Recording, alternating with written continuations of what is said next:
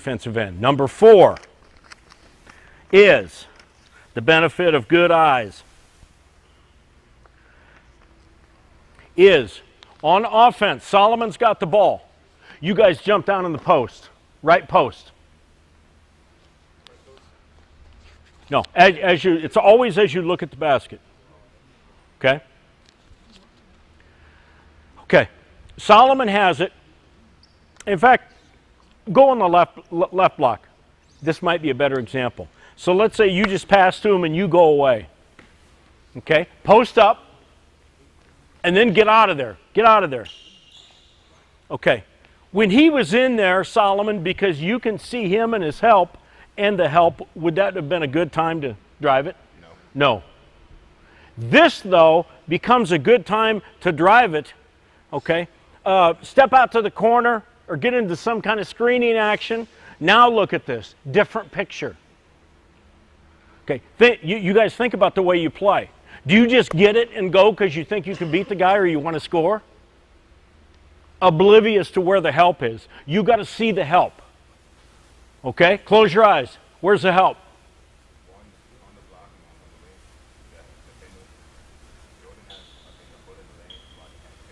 Okay, Jordan's in the lane. Okay, and Rodney, you're helping. You're down on the block helping. Now, is this a good time for you to rip it and go? Perfect. See what I'm saying? I mean, your eyes are huge, guys.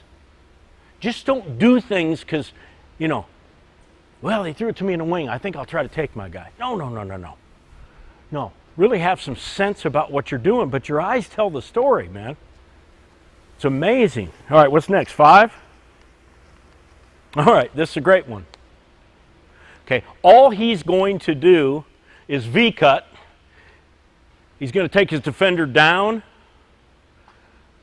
win the foot war, left over left, good, and pop and get it. That's how we get open. Okay, but let's say he learns to use his eyes really efficiently. What do I always tell you guys when you cut baseline to set up a misdirection cut? What do I always tell you to do with your eyes? Put them on the rim. Why? Because then your defender will have to respect you and they'll have to jump into the lane. Yeah. What's that called if that guy doesn't respond? It's called a lob dunk, yeah. Isn't it? So put your eyes on the rim when you cut. Every defender will be watching your eyes. You'll get him moving towards the rim.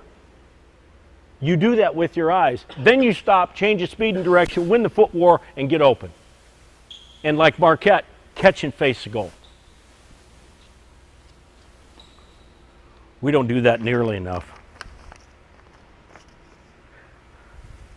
6 is the defender's feet.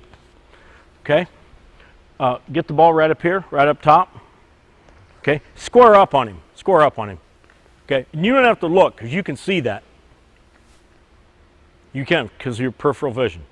All right. Now, put your right foot forward. Okay.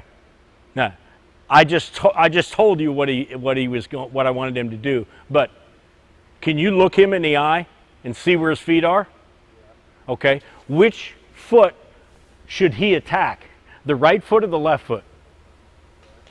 The defender's right or left foot? Are you there or are you here? Oh. Yeah, right foot. The highest foot. That's the hardest one because you've got a what? Right? You got a drop step with the highest foot. You guys might not have known that. Attack the highest foot. It's the easiest path to the basket. You don't even have to look. So when you catch and face, when you're playing today, and only you guys would know, do you know where his feet are and you know how to attack him? You can do it with these. I mean, the whole game has to do with these eyes of ours.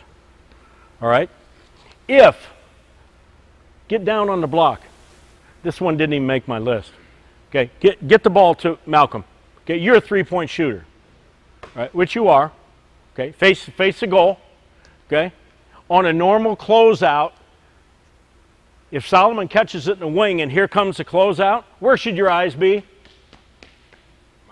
Yes, on the rim. Think about it. When you're, get back here, when you're closing out and there's a guy that you know is ready to load this thing and probably make it, he's scared half to death, right? You've all felt that like, oh, I got to get there. I got to get there. And you move like crazy and take that shot away. Why? Because his eyes are on the rim. What if he was looking down at his socks or his shoes? You probably wouldn't have that urgency to get out there. And his eyes sell it. Okay, Kyle Beisch got really, really good at that. Okay, because his deal is he's a shooter. He got really good at every time he caught it right here to freeze that guy and to sell the shot. And if the shot's not there, Edgar, what's left? Yeah, just go by.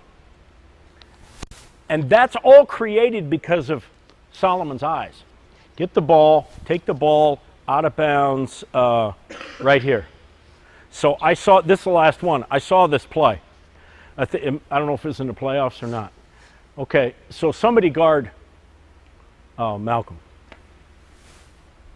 Okay, so you guys are going this way. All right? And since you like Westbrook, you be Westbrook and you be the offensive player. Okay. So, really interesting. And this was a big play. All right, so you guard him. Now, what he's going to do is get open in the backcourt probably so they can come and play. Right? So, and I got this on video too. Now, you can watch his eyes, but you kind of already know he's going to probably try to juke you and get open in the backcourt. You know what he did? He turned his head to the passer who had his eyes here, right? You're trying to get it in here when, in fact, you know you're going to throw it here. So does Westbrook. So his eyes are here, and then he quickly looks at him with his eyes, real quick, and then back here, and then throws it. You jump the lane, you tip it, you go down and dunk it. Big play in the game. He read the eyes here, and he read the eyes there. I mean, that's beautiful. There's a guy that's really thinking the game while he's playing. He's not just playing. Okay, I've never done that with you guys. Counting the closeout, that's 8 things. That's 8 ways, and there's more. And you can use these. Please use these. Hey, plug up. I don't even understand how my plug talk. Pick him up in a space coupe, I don't let my plug walk.